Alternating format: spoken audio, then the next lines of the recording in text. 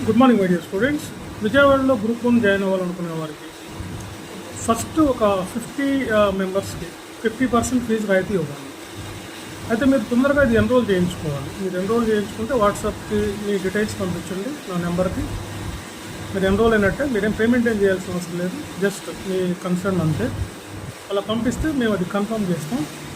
So first 50 మెంబర్స్కి group 1 total ప్యాకేజ్లో ఎంతైతే ఉంటుందో ఫీజు, అందులో 50% రాయితీ ఇస్తాం.